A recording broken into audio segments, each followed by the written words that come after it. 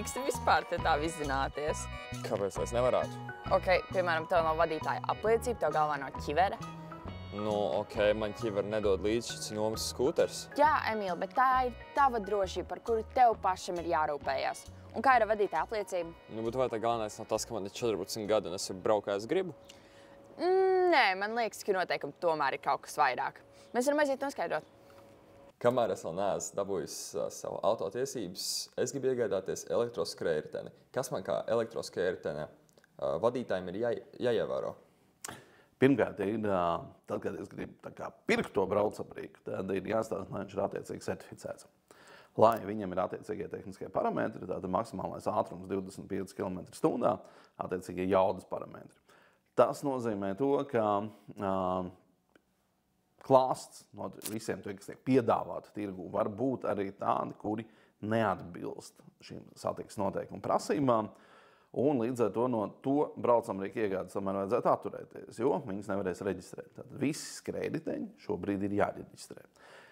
Tūlīt arī no jūlija mēneša tātad būs arī jāapdrošina šie braucamrīki. Tātad līdzīgi tā kā ar automobiļiem, motocikliem, mopēdiem arī jāpērk šī autosta apdrošināšana. Tālāk nākošais, kas ir jāņem vērā, ka jābūt attiecīgai vadītāja kategorijai. Tātad vismaz velospēdu vadītāja apliecības un no 14 gadiem. Protams, ja es izvēlos šo savu braucamrīku, tad ir jāpievērš uzmanību tādiem arī drošības parametriem, pa kādiem ceļiem tad mēs brauksim. Un jāsaka, Latvijas pilsētām ir diezgan milzīga atšķirība.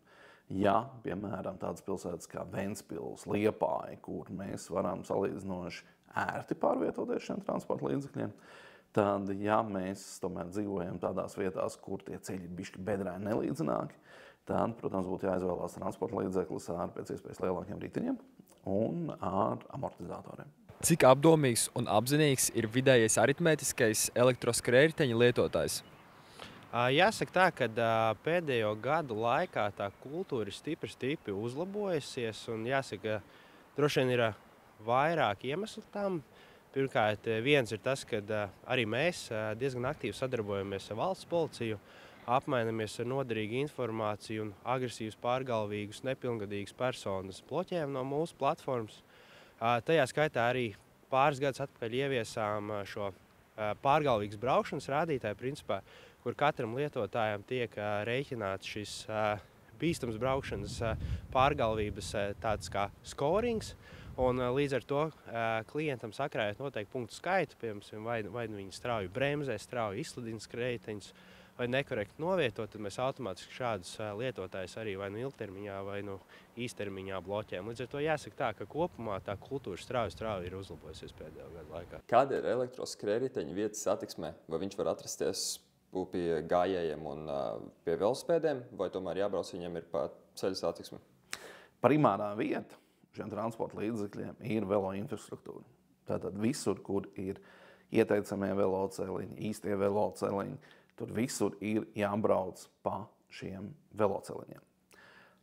Ja ir tāda situācija, ka tātad šis skrējritenis pārvietojas pa gājēju ceļu, pa ietvi, tad šajos gadījumos būtu jāievēro viens būtisks pamatprincips – nebraukt ātrāk pa gājēju ātrumu.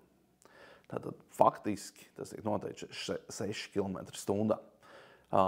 Lai būtu tā, ka pēkšņi gājējs izejot no kaut kāda veikala, no trepju telpas vai vienkārši aizdomājies telefonā skatoties, pārvietojas, lai mēs viņu nenotriektu. Jo ir pilnīgi skaidrs, ka gājējs neredz to, kas notiek apkārt, vai pareizot uztver to slikti. Un jebkurā pilsētā primārais, kuram ir priekšroka, tas ir gājējs. Visi pārējie mēs pielāgojamies. Tātad ir pieļaujama šī iespēja, kad nav citas satiksmes iespējas pārvietoties arī pa brauktuvi, bet attiecīgi faktiski pēc velospēdu noteikumiem.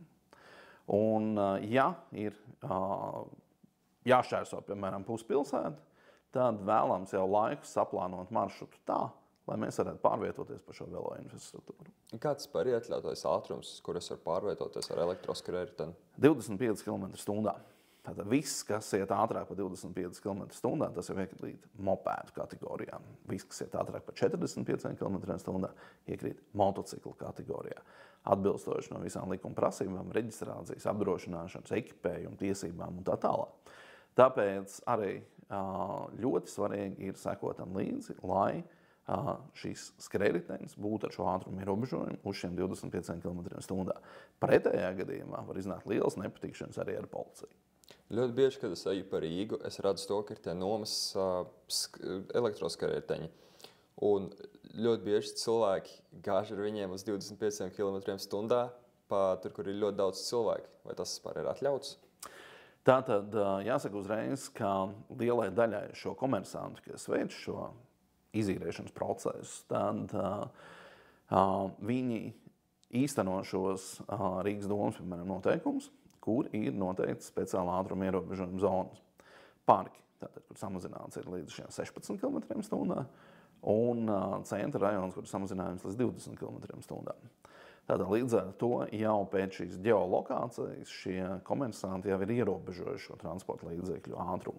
Bet, kā jau teicu, ja mums gadās braukt pa ietvi, tad ir tik līdz parādās gājēji, mums ir jāpārvietojas gājēju ātrumā, tātad nepārsniedzot 6 km/h.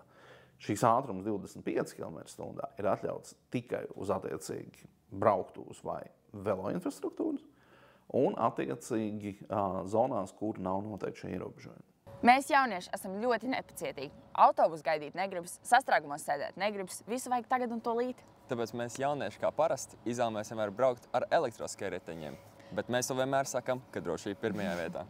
Izvēlieties savu elektroskrējriteņu šovasar vienlīdzīgi ņem vērā gan ceļu satiksmes noteikumus, gan elektroskrējriteņu vadītāju prasības un arī savu pašu personisko attieksmi piedaloties ceļu satiksmē. Brauc pa līdzīgiem ceļiem, izvēlēs atbilstoši normālo ātrumu, respektēt citus satiksmes dalībniekus un, protams, ka pārbaudi pirms braukšanas, ka tavs braucamrīks ir labā tehniskā stāvoklī. Un ņem vērā arī elektroskrējriteņa reģistrēšanu CSDD, ja tas pieder tev, un, protams, arī vadītāja apliecības iegūšanu, kur tu vari iegūt no 14 gadu vecuma.